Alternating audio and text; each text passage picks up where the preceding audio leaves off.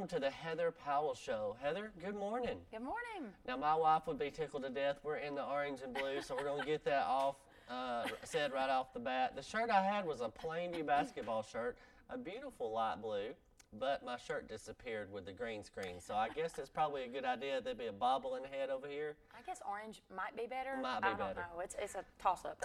And we're going to apologize also up front because we may either one start coughing, but there's some nasty stuff going around. Knock on wood, where everybody stays healthy as they can and keep playing. And that's why we're here today. We're still playing basketball. So congratulations on the big win the other day. There were several people there. Boys and girls played back-to-back down in Jacksonville. That was on Monday. Yes. And so it was a great crowd. We want you to come back and support both teams coming up this Thursday, 12:30 and 2:15. Yes, that's correct. So let's talk about the game. You guys played Glencoe, and let's talk about the girls and what you thought of their effort. And I'll just start with that. Okay, let's just go from there. Well, I think the effort was there. We got off to a rocky start. I think it was about a 14-6 deficit for us. So, you know, we kind of came in, I think we were a little bit nerved up. As we came into the game, you know, we've laughed about it the entire season because these girls, when they get focused, it is not what I look like as focused. It is not super, you know, intense eyes and, you know, stuff like that. It's usually, you know, somebody doing a dance move or a cartwheel or something somewhere, or just joking around and really just kind of loose, you know. Yeah. And we came in and they were super focused, like me, at practice.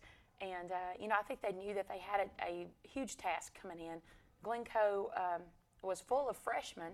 They had a few older players as well, but they are just really a good basketball team. They're well coached. They had a good game plan, and you know, coming in, I do think we were a little bit nerved up. We had the week to practice. We had watched a lot of film and done a lot of study and gone over things several times. So I think, you know, probably having that entire week, I think we just started to dwell on what we wanted to do, maybe a little too much, I guess, if that's possible. It just seemed like nothing would go in.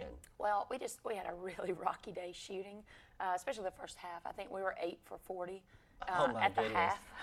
Wow. So, you can't win a basketball game if you keep that up the whole time. And luckily, somehow, we were tied at the half doing that. So, you know, you just had to think going in, all right, we've got to regroup and, you know, come back out. Surely we've got to shoot better. Mm-hmm. You know, Glencoe shot well the first half, I thought, especially from the three-point line.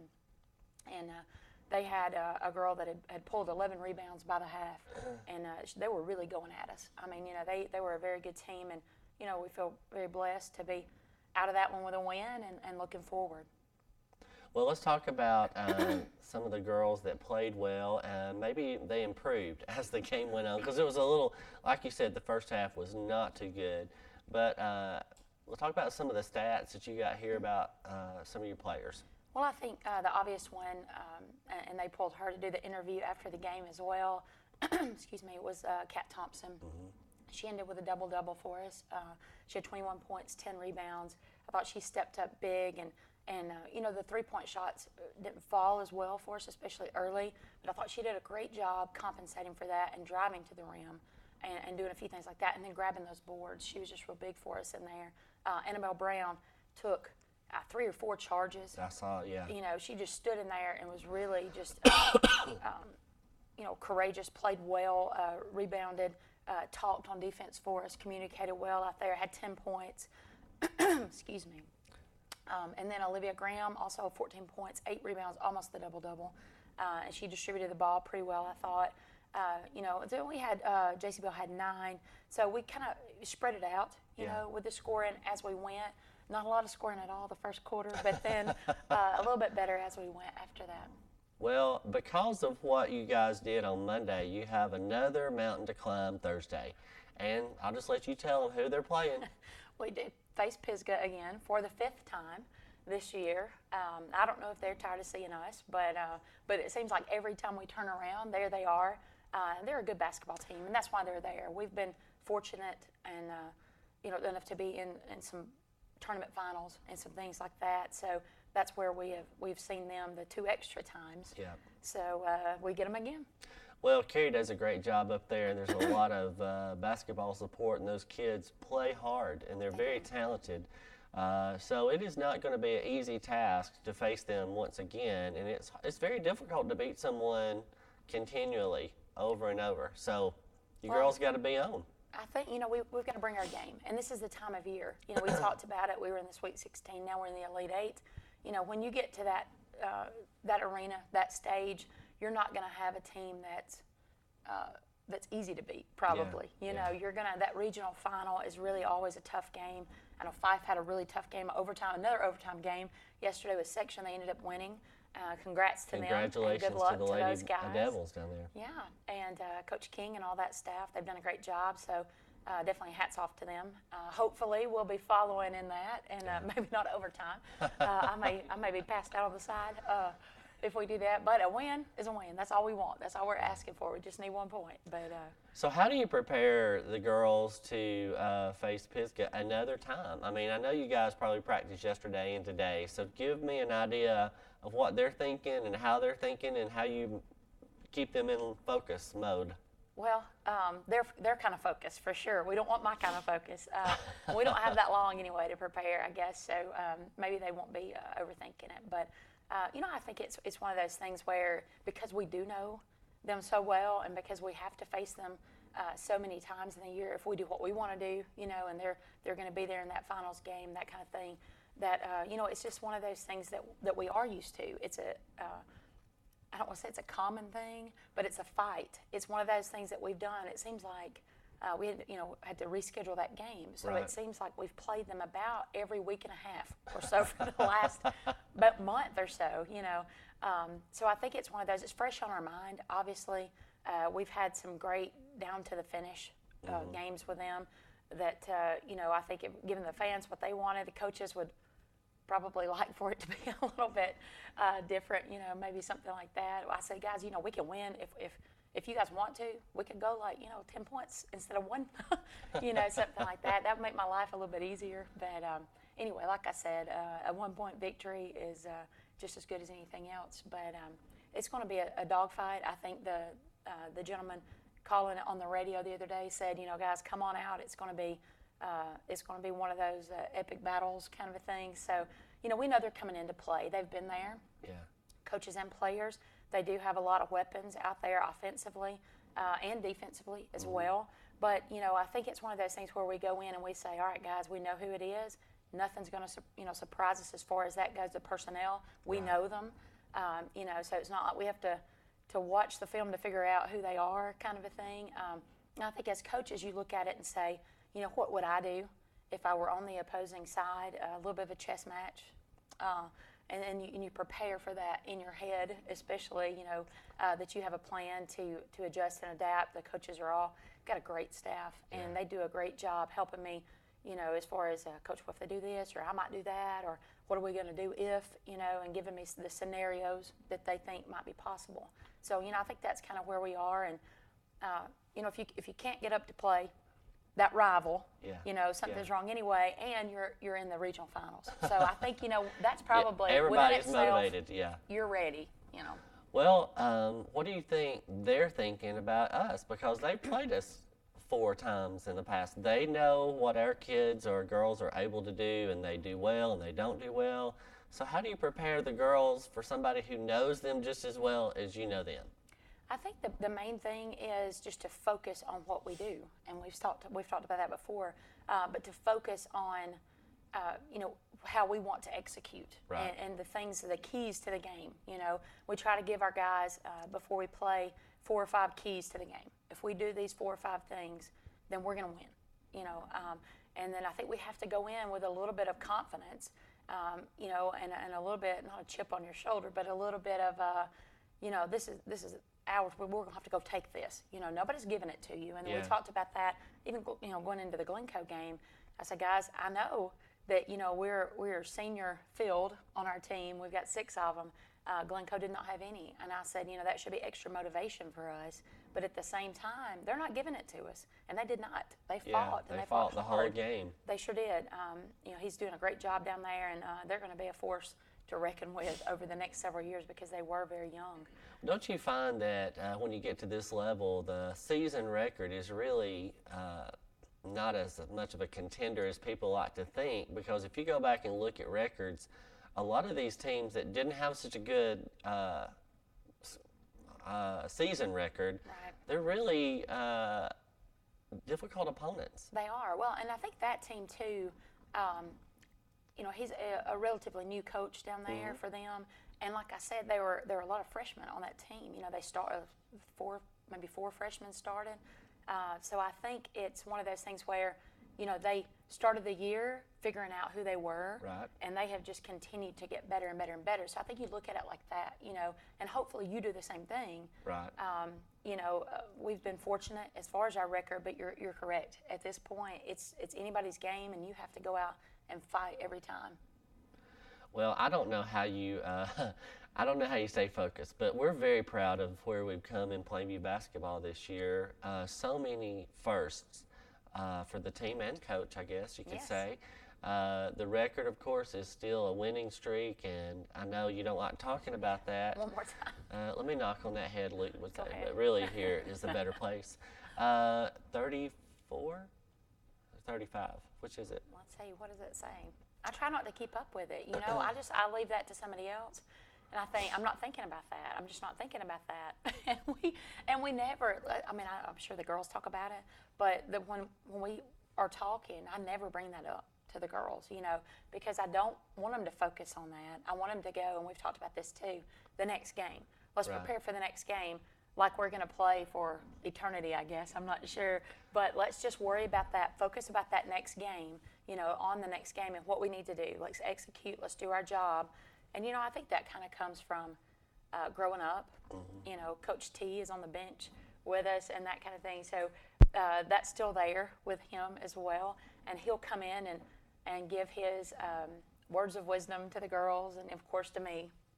All the time still, but as I was Dads growing- just don't They want to do. stop doing that. We always want to give those words of wisdom. well, and luckily, you know, I wouldn't give anything for those words. You know, I wouldn't trade them for anything, and it's one of those things that luckily I get to still have. You Yeah, know, and, yeah. and as I saw, even with Fife, somebody posted a video on Facebook, and I saw Coach King and Shay just embrace after the game, and I thought, you know what, I've had that hug, and that's one of the best things I can have, you know. So he does. He gives those words of wisdom. And as I was growing up, it was never, you know, focus on this or that. It was the next game. All right, who we got? What's the plan? You know, what we going to do? That's and, the face I've seen. It's this. It's that. It drops. There is no expression to it. All right. It's to be, you know, so that's where my focus face comes in, I guess. I don't know, but you know, with him, it was that way. And the girls, we all talk about different things. And when I play and they want to know, they ask me questions. I try not to bring it up, but they asked me questions about it, and they're like, well, what was that? Did you think? And I said, no. All I knew was we played North Sand Mountain next, or we played Geraldine next. I said, that's all. I really don't know, guys. You know, or what was your record this? How many points did you average there? I said, I don't know. And I said, I knew that we wanted to win a state championship. Yeah. I knew that we wanted to win the next game. I knew that we wanted to, you know, whatever it was. And I said, I think, you know, we just try to carry that on into the coaching, you know, where we just look at that next game and say, doesn't matter. The past is great, and we're going to celebrate that later when it's over. Yeah. You know, but until then, we're going to look forward and look to better. And, you know, I think that's how you stay focused. I think that you don't let all that get in your head or, you know, cloud what's going on in the present moment. I think that you go to the next thing and you achieve and you keep going. And then, you know, like I said, hopefully that'll last at least another week and a half. That's what we want. That's what everybody wants. But we've got to go out and make it happen. Yeah. Can't take it for granted. And all the hard work, all the off-season stuff, all the workouts, conditioning has come to this point, and you want to keep climbing the ladder. That's right. Keep climbing the ladder. So let's talk a little bit about the team and some of the fundraising you're doing for a great cause. You want to talk about that? We will. Well, we're kind of, we have a lot of our kids are in the FCA organization and kind of partnering, I guess, with them. And I'm one of the sponsors for FCA. Coach Coker is also, and Ms. Willingham. So if anybody wants to see any of us, then we can kind of help you out on that. But our kids are they're great. They want to get involved in good causes. We had the Nora Rose, which we're selling bracelets still for. We've just gotten some more of those in, I believe. So if anybody wants one, we should have those at the school as well. And I believe she's doing well. She is doing well. I Came through was surgery super well. excited to see on Facebook. I try to scroll through every night and find Yeah. my little Nora Rose feed, and see how she's doing. So just beautiful. That family is just such a sweet family. So we continue to pray for them. Ask you guys to do the same. The next thing that our kids wanted to take on, and they surprised me with this one day, was for MS research. And I said it was funny because we were going to talk about it because you do have the orange on today. We're a little It was Auburn fake. looking. My but light it blue was. shirt wouldn't work, so this is all I could find in the building. It. So that was our good intro for it, I guess, his bright orange. But so that is the color for MS awareness. So the FCA kids, which included some of my ball players, came in one day and I had a bag at my desk, and I walked over and I said, "What is this?" And they said, "Well, it's for you." And I said, "What?"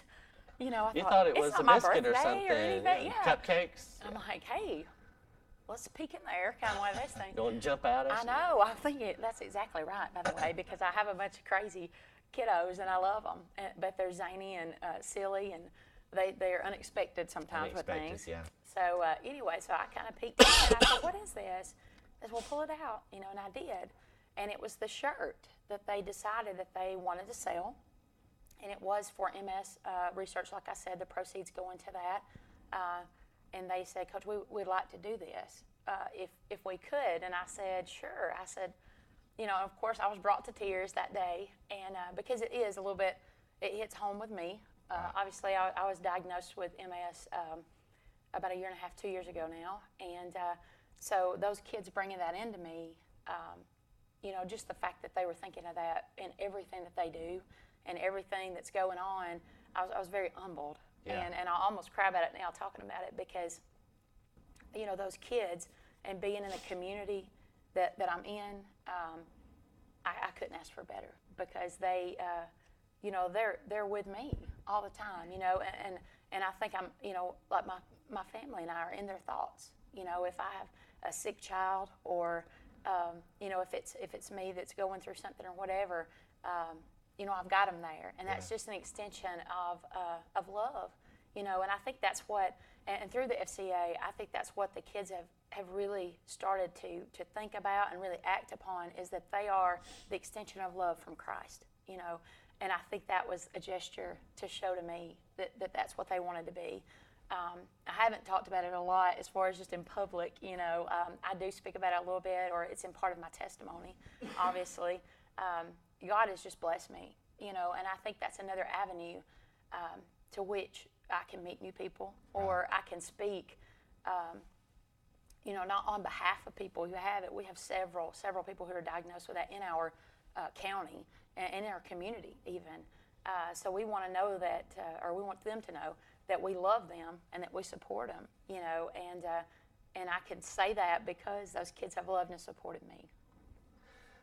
Do you think that it shows the kids that, even when you face adversity, you just keep, how you handle that? Sure. Did you think that's the witness, that's the thing that the kids see most is they know someone personally who has this, I don't want to say disease, but I guess it really is. It's an autoimmune disease. And so they're like, well, if she can do it and she can survive that, then what am I complaining about? Well, that's part of it, I guess. I mean, for me, I think when I was going through all those tests, and I'd had little bouts with things for years and didn't know what it was. Right.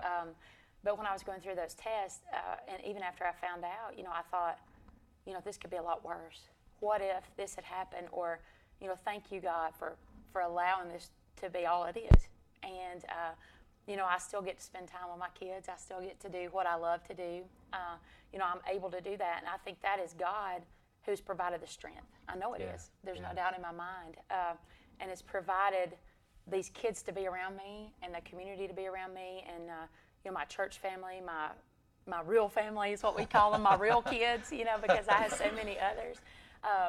But I think that is one of those things where you hope that the kids see that the source of your strength comes from somewhere way beyond you. Yeah. And good days and bad days, and I don't handle everything like I should handle it, but I do know that when I come to that point, I know where to look to go find that strength and courage, and I want my kids to know that that's where they can look.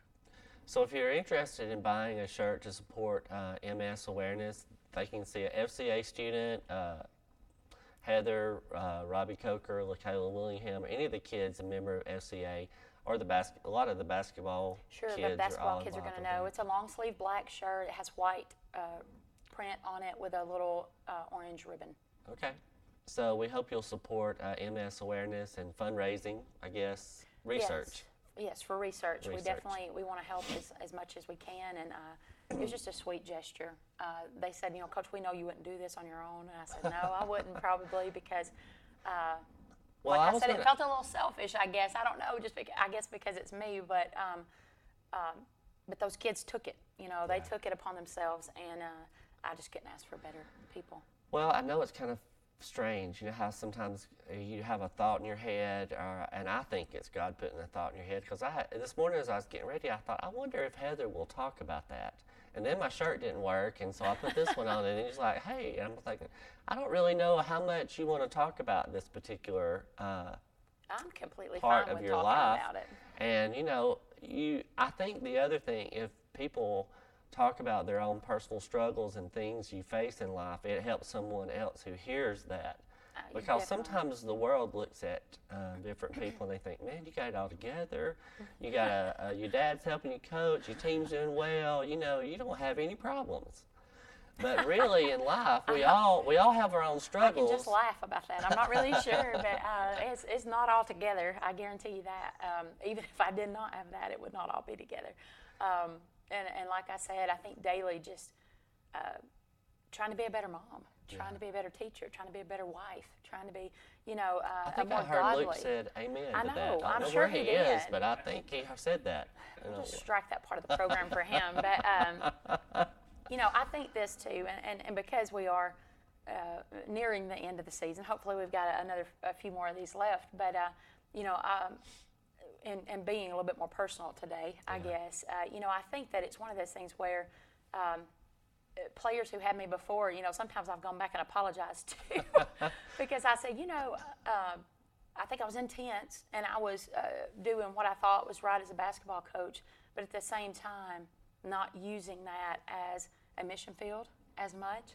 And I think that God works all things for his good. I mean, he says that. So I think that the basketball coach part of me is for his good. And I think I didn't realize that as much until about my mid-30s. I'm not telling them how old I am right now.